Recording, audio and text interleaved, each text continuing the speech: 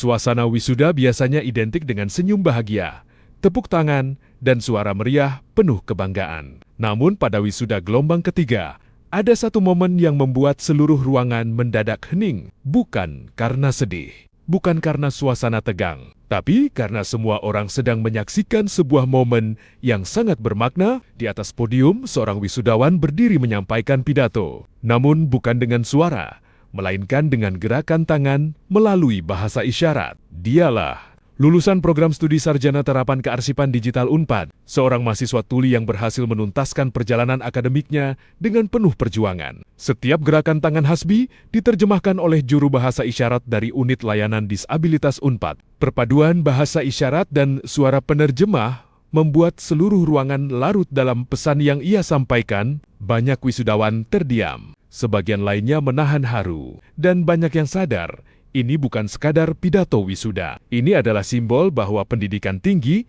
sedang bergerak menuju arah yang lebih inklusif. Dalam sejarah kampus, Hasbi menjadi salah satu wisudawan tuli yang dipercaya menyampaikan pidato mewakili para lulusan. Sebuah momen yang bukan hanya membanggakan bagi dirinya, tapi juga bagi banyak penyandang disabilitas yang selama ini berjuang mendapatkan ruang setara. Namun perjalanan Hasbi menuju podium itu tidak mudah. Dalam pidatonya, ia menceritakan bahwa masa awal kuliah adalah fase yang sangat berat. Sebagai mahasiswa tuli, ia mengalami hambatan besar saat mengikuti perkuliahan. Sistem belajar yang masih dominan verbal membuatnya sulit memahami penjelasan dosen dan diskusi bersama teman-teman. Izin saya bercerita sedikit. Saya mahasiswa tuli dan saya membutuhkan hak pendidikan dan hak informasi yang setara, baik teman dengar dan teman tuli. Dan bagaimana saya berjuang untuk mendapatkan ilmu yang mungkin dalam pemikiran saya, bagaimana saya bisa mendapatkan ilmu yang sulit diakses. Saya seorang tuli yang mengalami hambatan dalam mengikuti perkuliahan di awal. Ada rasa saya ingin mundur karena merasa tidak sesuai, dan saya sulit untuk memahami dosen dan teman-teman saya ketika berbicara, ketika aplikasi transkripsi yang tidak bisa jelas hasilnya, dan saya merasa saya tidak cocok berada di sini. Ia bahkan sempat merasa ingin menyerah. Bayangkan berada di ruang kelas, melihat semua orang berbicara, tertawa, berdiskusi, tapi sulit menangkap isi percakapan secara utuh. Itulah kenyataan yang dihadapi banyak mahasiswa disabilitas, bukan karena mereka tidak mampu, tapi karena sistem belum sepenuhnya siap mengakomodasi kebutuhan mereka. Titik balik Hasbi datang ketika menghadirkan dukungan aksesibilitas melalui unit layanan disabilitas. Kehadiran juru bahasa isyarat menjadi jembatan penting antara Hasbi dan dunia akademik. Dengan dukungan itu, ia mulai bisa mengikuti kuliah dengan lebih baik, memahami materi, terlibat dalam aktivitas kampus, dan perlahan membangun kepercayaan diri. Dan alhamdulillah, Unpad pun memberikan saya akses bahasa isyarat.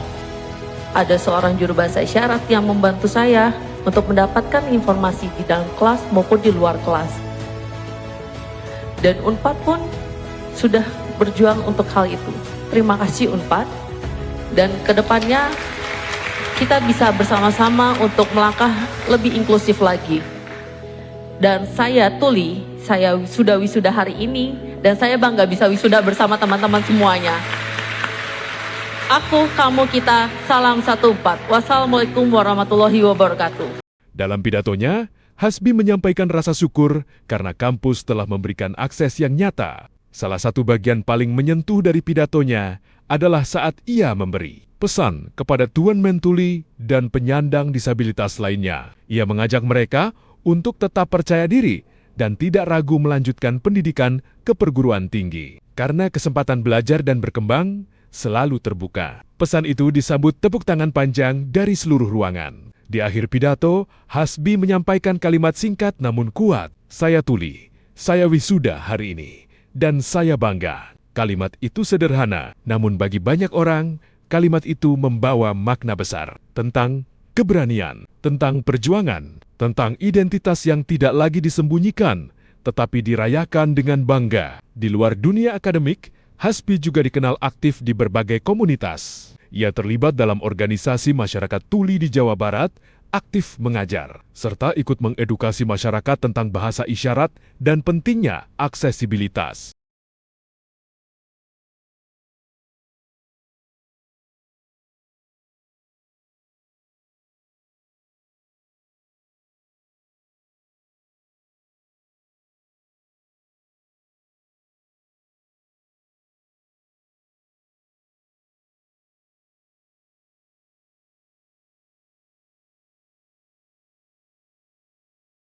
Artinya, Hasbi bukan hanya datang ke podium sebagai lulusan, ia datang sebagai representasi harapan. Kisah Hasbi mengingatkan kita bahwa pendidikan bukan hanya soal gedung megah atau nilai tinggi. Pendidikan sejati adalah ketika setiap orang, siapapun kondisinya, diberi kesempatan yang sama untuk tumbuh.